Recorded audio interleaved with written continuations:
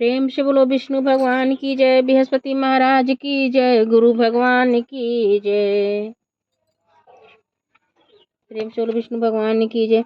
प्राचीन समय की बात है। भारतवर्ष में नृपति राजा राज करता था। वह बड़ा ही प्रतापी तथा दानी था। वह प्रतिदिन मंदिर में भगवत दर्शन करने के जाता था। ब्राह्मण गुरु की सेवा किया करता था। दरबार से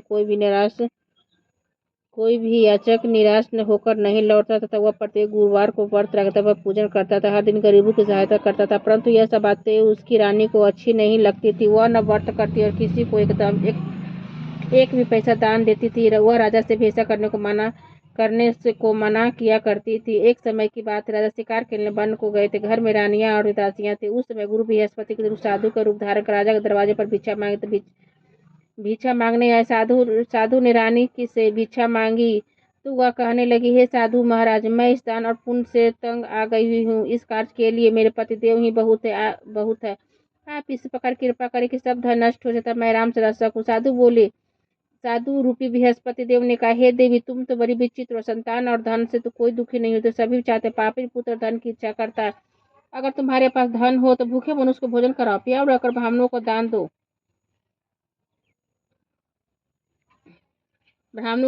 तालाब बावली बाग बगीचे आदि का निर्माण करा। निर्धन मनुष्य कुमारी कन्याओं का विवाह करो और अनेक साथ ही आदि का कर्म करो। इस प्रकार के कर्मों से आपका कुल और नाम परलोक में सार्थक स्वर्ग की प्राप्ति होगी।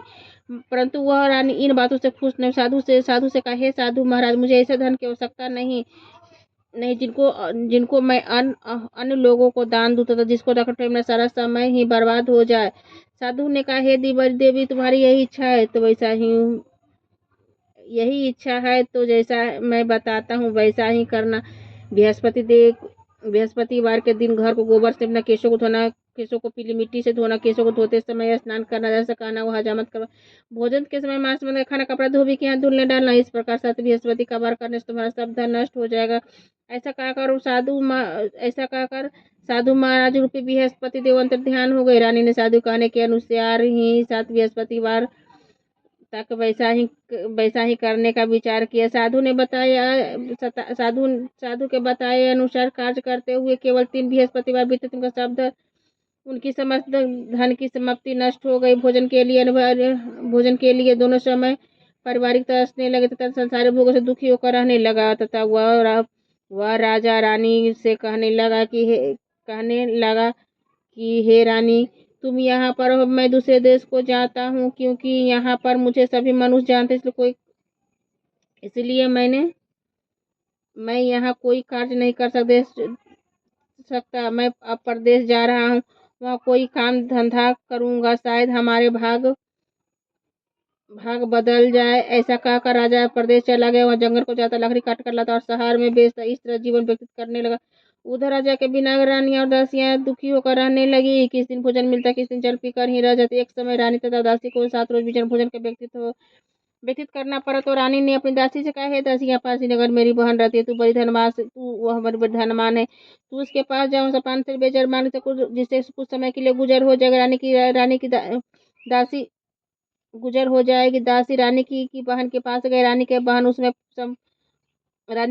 उस समय पूजा कर रहे थे। बृहस्पतिवार का दिन था। जब दासी ने रानी को बहन से कहा तो कि हे रानी, मुझे आपकी बहन ने भेजा, मेरे लिए 5 से बेजर दे दो। दासी ने यह बात अनेक बार कहा, परंतु रानी ने कुछ उत्तर नहीं दिया, क्योंकि उस समय बृहस्पतिवार की कथा सुन रही थी। जब दासी और रानी की बहन से कोई उत्तर नहीं मिला तो बहुत दुखी एवं क्रोध है रोटी गाँव रानी के पास जाकर बोली, हे रानी, आपकी बहन तो बहुत बड़ी स्त्री है, वो छोटे मनुष्य से बात भी नहीं करती, इसलिए मैंने उससे कहा। उसने कोई उत्तर नहीं दिया। मैं वापस चली। रानी बोली, हे दासी, इसमें तो कोई दोष नहीं। जब बुरे दिन आते तब कोई सहारा नहीं देता। अच्छे पूजे का पता विपरीत में लगता है। जो ईश्वर का इच्छा होगा, हमारे भाग का दोष है। उधर उधर रानी की बहन ने सोचा कि मेरी बहन की दासी है, परंतु मैं उसे नहीं बोली से वो बहुत दुखी हुई होगी। कथा सुनो। विष्णु भगवान को पूजा समाप्त कर भगवान के घर आई और कहने लगी, हे बहन, मैं बृहस्पतिवार का व्रत कर रही थी। तुम्हारी दासी हमारे घर आई थी, परंतु जब तक कथा होती है तब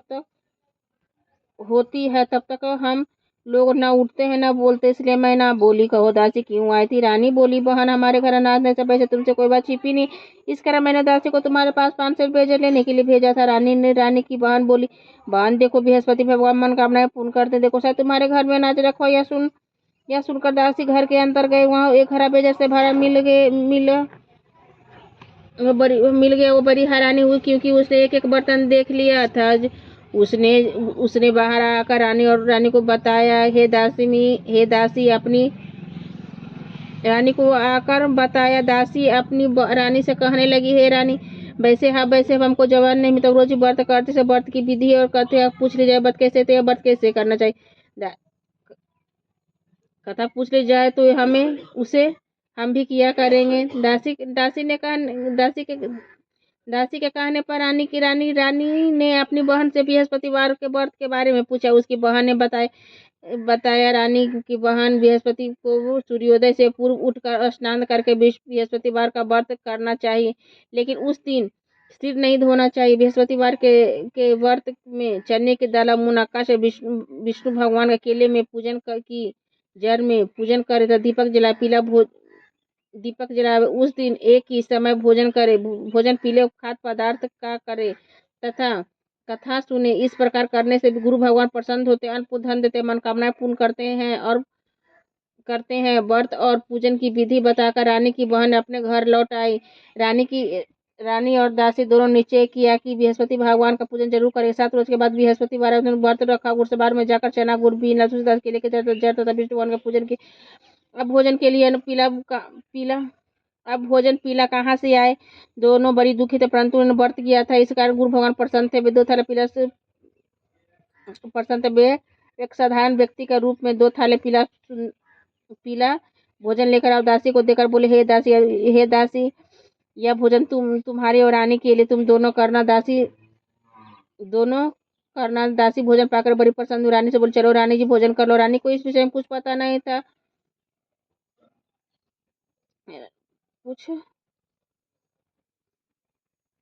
रानी को भोजन करना दासी को द्वारा पाकर बड़ी प्रसन्न हुई।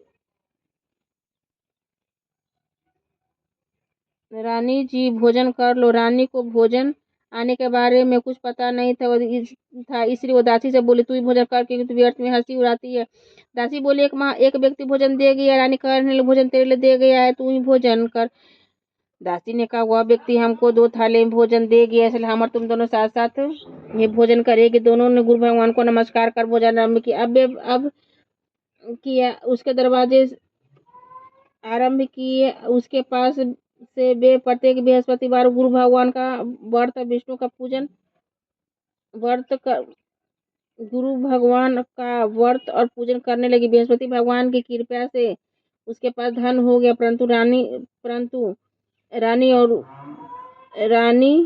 फिर पहले की तरह आलस करने लगी। दासी बोली, देखो रानी, तुम पहले इस पर आलस करती, तुम्हें धन को रखने में कष्ट होता था, इस कारण सभी धन नष्ट हुआ। अब गुरु भगवान की कृपा से धन मिला, फिर तुम्हें आलस होता। बड़ी मुसीबत के बाद हमने धन पाया, इसलिए हमें दान पुण्य करना चाहिए। भूखे मनुष्य को भोजन का, प्यावला का ब्राह्मणों को दान दो, तालाब बावली बगीचे आदि का निर्माण कराओ, निर्धन मनुष्य को निर्माण कराओ, मंदिर पर शाला बनाकर दान दो, कुमारी कन्याओं का विवाह करो, धन शुभ कार्यों को खर्च करो, इससे तुम्हारा कुल कल्याण से स्वर्ग के पितर प्रसन्न होंगे। इस प्रकार स्वर्ग की प्राप्ति हो। इस प्रकार स्वर्ग प्राप्त हो और पितर प्रसन्न हो। दासी की बात मानकर रानी ने इस प्रकार के कार्य करने आरंभ किए।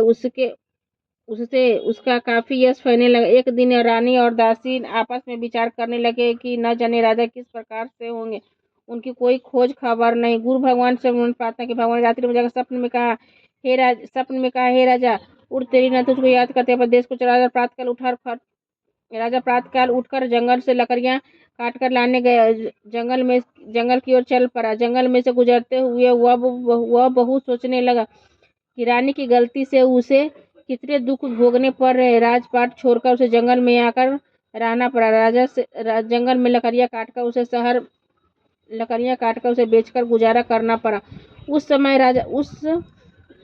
उसी समय उस जंगल में बृहस्पति देव साधक को रूप में धारण कर आ गए। राजा के पास आकर बोले, हे लकड़हारे, तुम इस सुनसान जगह में की चिंता में बैठे हो, मुझको बतलाया सुना रखने। तुम जल भरे साधु को बदना कर बोला, हे प्रभु, आप सब कुछ जानने वाले इतना साधु को संपूर्ण कहानी बतला दी। महात्मा दयालु होते हुए उसे बोले, हे राजा, तुम्हारी स्त्री ने बृहस्पति देवता का अपराध किया था, जिस कारण तुम्हारी यह दशा हुई। अब तुम किसी प्रकार का चिंता मत करो, भगवान तुम्हें पहले से अधिक धन देंगे। देखो, तुम्हारी स्त्री ने बृहस्पतिवार का व्रत आरंभ कर दिया। तुम मेरा कहा मानकर बृहस्पतिवार को व्रत करके शनिवार गुरुजल को लोटे में डालकर केले का पूजन करो, फिर कथा को और भगवान तेरी सब मनोकामना का पूर्ण करेंगे। साधु की प्रशंसा देखकर राजा बोले, हे प्रभु, मुझे लकड़ी बेचकर तो पैसा नहीं बेचते, भोजन को करने को प्राप्त बचा सकूं। मैंने रात्रि में अपनी रानी को व्याकुल देखे, मेरे पास कुछ भी नहीं है जिसे वो खबर भी मंगा सकूं। फिर कौन सी कहानी कहूँ, वह मुझको मालूम भी नहीं है। साधु ने कहा, हे राजा, तुम किसी बात का चिंता मत करो। बृहस्पतिवार के दिन तुम रोजाना की तरह लेकर लेकर शहर को जाओ। तुम रोज से धन प्राप्त हो, तुम भली बात भोजन करो तो बृहस्पति को सामान मिल जाएगा। बृहस्पति देव की पूजा का सामान मिल जाएगा। बृहस्पति की कहा था, बृहस्पतिवार की कथा इस प्रकार से। बृहस्पति भगवान की जय। प्राचीन काल में बहुत बड़े थे ब्राह्मण, तो उसकी कोई संतान नहीं थी। उसकी कोई संतान नहीं थी। वह नित्य पूजा पाठ करती, परंतु उसे कोई स्त्री बहुत मालिन्यता के साथ रहती। वह न स्नान करती है और न किसी देवता का पूजन करती। प्रातः काल उठते सर्वप्रथम भोजन करती, बाद में कोई अन्य कार्य कर। ब्राह्मण देवता से बड़ी दुख, पत्नी को बहुत समझाते, किंतु तो कोई परिणाम नहीं निकला। भगवान की कृपा से ब्राह्मण को स्त्री कन्या रूपी रहते पर कन्या अपने पिता घर बड़ी होने लगी। वह बालकर प्रातः स्नान करके विष्णु भगवान की जाप करने लगी।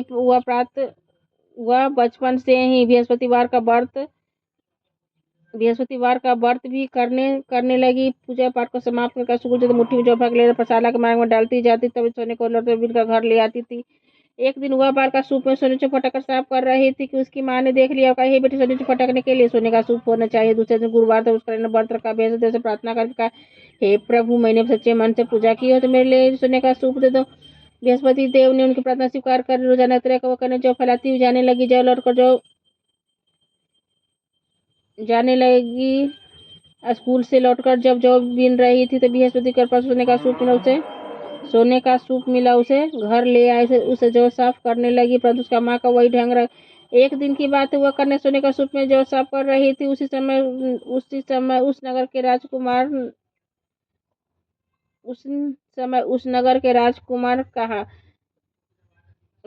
वहां से आकर निकला। उस कन्या के रूप को देखकर मोहित, उस कन्या के रूप और सोने का सूप में जो साफ करते देखकर वह कन्या पर मोहित हो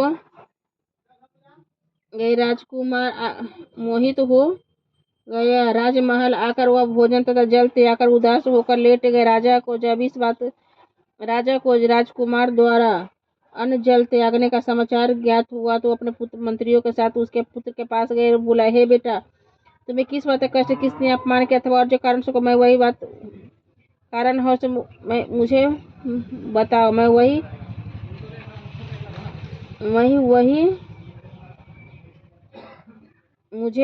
मैं वही करूंगा जिसे तुम्हें प्रसन्नता। और राजकुमार ने अपने पिता की बातें सुनी और बोला, मुझे आपकी कृपा से किसी बात का दुख नहीं, किसी ने मेरा अपमान नहीं किया, परंतु मैं उसके साथ विवाह करने था जो सोने का सूप जो साफ कर रही थी। यह सुना आश्चर्य में पड़ गया और बोला, हे बेटा, इस तरह कन्या का पता तुम ही लगाओ, मैं उसके साथ विवाह कर दूंगा। राजकुमार ने राजा को उस लड़की के घर का पता बतलाया था। मंत्री उस लड़की के घर गए और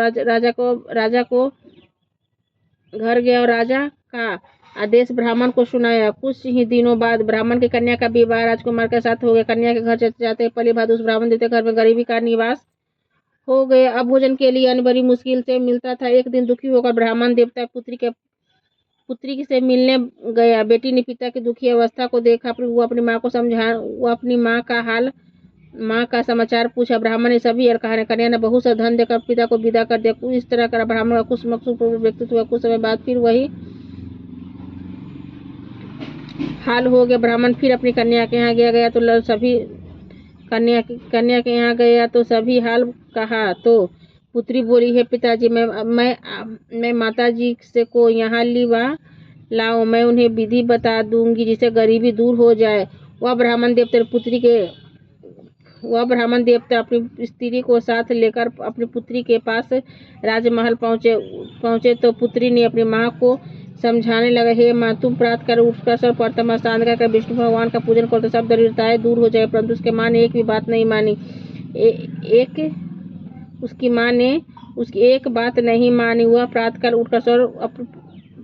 उठकर अपनी पुत्री का बच्चा को जूठन खा लिया। एक दिन उसकी पुत्री को बहुत गुस्सा आया।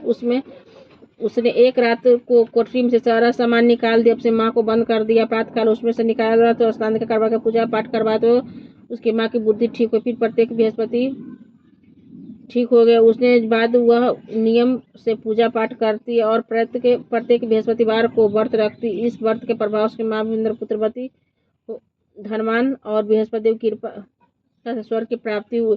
वह ब्राह्मण सुखपूर्वक लोगों सुख स्वर्ग प्राप्त हुई। इस तरह कहानी कहकर साधु देवताओं को चलते धीरे धीरे समय व्यतीत होने पर फिर बृहस्पतिवार का दिन आया। राजा जंगल में से लकड़ी काटकर शहर में बेचने गए। उस दिन और दिनों से अधिक धन मिला। राजा ने चना गुड़ आदि लाकर बृहस्पतिवार का व्रत किया। उस दिन से सभी कलेश दूर। परंतु जब अगला बृहस्पतिवार का दिन आया तो वह बृहस्पतिवार का व्रत करना भूल गया। इस कारण बृहस्पति भगवान नाराज हो गए। उस दिन उसके नगर के राजा ने विशाल यज्ञ का योजना किया था। अपने समस्त राज्यों में घोषणा करवा दी, कोई भी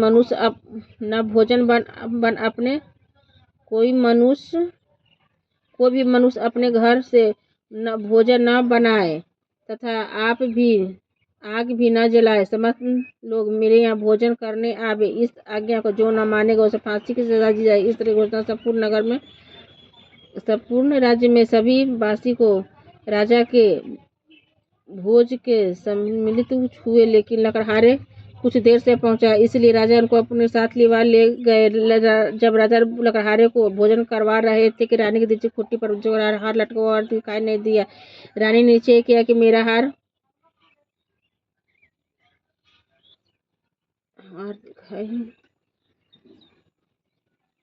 खुट्टी पर लटका हार नहीं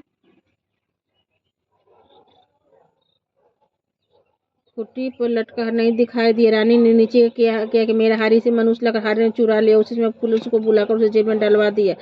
जब राजा खाने पड़ गए तो बहुत दुखी होकर विचार कर न जाने कौन सा पूजन में दुख प्राप्त हुआ। उसी साधु को याद कर जंगल में मिला था। उस समय तत्काल बृहस्पति साधु के ऊपर प्रकट हो गया। उसकी दशा देखकर कहने लगे, मूर्ख, तूने बृहस्पति देवता की कथा नहीं कही जिसका तेरा दुख प्राप्त हुआ। चिंता मत कर, बृहस्पतिवार के दिन खाने दरवाजे पर 4 पैसे मिलेंगे, जिससे बृहस्पति का पूजा करना तेरा सभी कष्ट दूर हो जाएगा।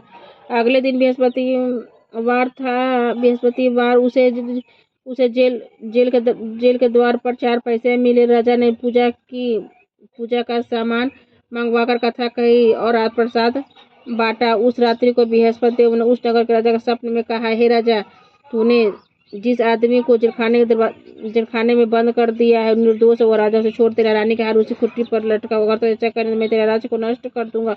इस तरह रात्रि को सारा स्वप्न को देखा। प्रातःकाल उठा और खुट्टी पर हार नष्ट कर दूंगा। इस प्रातःकाल उठा और खुट्टी पर हार देकर लकड़हारे से क्षमा मांगी। राजा को सुंदराभूषण देकर विदा कर दिया।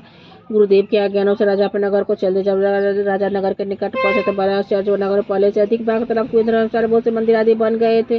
राजा ने पूछा, किसका बाग धर्मशाला तथा पूछा यह किसका बाग और धर्मशाला। नगर के सब लोग कहने लगे, यह रानी और दासी का है, दासी द्वारा बनवाए गए। राजा को आश्चर्य हुआ और गुस्सा भी आ गया। जब रानी ने खबर सुनी कि राजा आ रहे तो दासी से कहा, दासी देख राजा कितनी बुरी हालत में छोड़ गए थे, वह हमारी इसी हालत देखकर लौटना जैसे दरवाजे पर खड़ी हो जाए। रानी के आज्ञा अनुसार दासी दरवाजे पर खड़ी हो गई। जब राजा आए तो साथ लिवा ले गई। तब राजा ने क्रोध कर तलवार निकाले, पूछने यह बताया धन तुम्हें कैसे प्राप्त हुआ है। तब रानी ने यह बताया, धन समय बृहस्पति को प्रभाव से प्राप्त हुआ है। राजा ने यह निश्चय किया कि 7 रोज के बाद तो सभी बृहस्पति की पूजा कर, परंतु दिन में 3 बार व्रत के राजा हर समय दान बंदे 3 बार कहानी का। एक रोज राजा विचार करने चलो अपनी बहन के यहाँ। इस तरह राजा घोड़े पर सवार अपनी बहन के यहाँ चलने लगा। मार्ग से देखा कुछ आदमी मूर्ति को ले जा रहे हैं। उन्हें रोकर राजा कहने लगे, भैया मेरी बृहस्पतिवार की कथा सुनो। वे बोले, लो हम आदमी मर गए परंतु इनको कथा है, परंतु कुछ आदमी कहो सुनेंगे तुम्हारे सुनेंगे। अच्छा कहो, हम तुम्हारी कथा को सुनेंगे। जब राजा ने दान लेकर जब आधा आधा आधा है तो मुर्दा हिलने जब कथा समाप्त होकर राम राम करके वो मनुष्य राम राम करते हुआ मुर्दा खड़ा हो गया। आगे मार्ग में राजा आगे बढ़ा। उसे चलते चलते शाम हो गई। आगे मार्ग में उसे एक किसान खेत में हल चलाता हुआ मिला। उसे बोला, अरे भैया, मेरी बृहस्पतिवार की कथा सुन ले। किसान बोला, जब तक मैं तेरी कथा सुनता तो मैं चाह रहा है, जो लोग अपनी कथा किसी और को सुना। राजा आगे चलने लगा। राजा कहते बैल पचा की किसान पेट में बोझ दर्द होने लगा। उसी समय उसकी पत्नी रोटी लेकर आया। उसे जब यह देखा तो पुत्री पुत्री से सभी हल पूछल। बेटी ने सभी हल कह दिया। बेटी बुढ़िया दर्द घुड़सवार के पास गई। अपनी उसे बोली, मैं तेरी कथा सुनूं? तुमने कथा मेरे खेत पर चल कर राजा ने बुढ़िया के खेत पर जाकर कथा का जिसको सुनते हुआ बैल उठ खड़े हो गए। किसान का पेट का दर्द बंद हो गया। जब राजा अपने बहन के घर पहुंचे, बहन ने भाई की खूब मेहरबानी की। दूसरे रोज प्रातः जगह देख सब लोग भोजन कर रहे। राजा ने अपनी बहन से कहा, कोई बहन राजा अपने अपने भाई की खूब मेहरबानी की। दूसरे प्रातः जगह देखने सब लोग भोजन कर। राजा ने अपनी बहन से पूछा है कि कोई ऐसा व्यक्ति से भोजन नहीं किया हो, मेरी बृहस्पतिवार की कथा सुन ले। बहन बोली, हे भैया, जैसे पहले भोजन करते बाद में अन्य कार्य करते को पड़ोस में हो तो देखा हूँ, वैसा कर देखने के लिए चली गई, परंतु कोई ऐसा व्यक्ति से भोजन नहीं किया हो। एक अत, किया हो वह एक कुम्हार के घर पर गई, जिसका लड़का बीमार था। उसे मालूम इसके 3 रोज से किसी ने भोजन कुम्हार के यहाँ गया हुआ तैयार हो गया। ऐसे 3 दिन से किसी ने भोजन नहीं किया है। और अपनी रानी ने अपने भाई की कथा सुनने के लिए कुम्हार से कहा, हुआ तैयार हो गया। राजा ने जाकर बृहस्पतिवार की कथा कही, सुनकर लड़का ठीक हो गया। अब तो राजा की प्रशंसा होने लगी। एक दिन राजा ने अपनी बहन से कहा, हे बहन, हम अपने घर को जाएंगे, तुम्हें तैयार हो जाके। बहन ने अपनी सास बोली, हाँ चली जाए, परंतु लड़के को बदला था, क्योंकि तेरा भाई का कोई औलाद नहीं होती, क्योंकि कोई तेरा भाई का कोई संतान नहीं होती। बहन ने अपने भैया से कहा, हे भैया, हमें तो चलो, पर कोई बालक नहीं जाएगा। राजा ने कहा, जब कोई बालक नहीं जाए तुम्हें क्या करो? बालक नहीं जाएगा तब तुम जाकर क्या करोगे? दुखी मन से राजा अपने नगर को लौट आया। राजा ने अपनी रानी से कहा, हम निर्वंशी राजा, हम निर्वंशी है, इसलिए कोई हमारे घर आना नहीं पसंद करता है। इतना का हुआ बिना भोजन आदि किए सैया पर लेट गए। रानी बोली, हे प्रभु बृहस्पति देव ने सबको दिया, मैं औलाद अवश्य देंगे।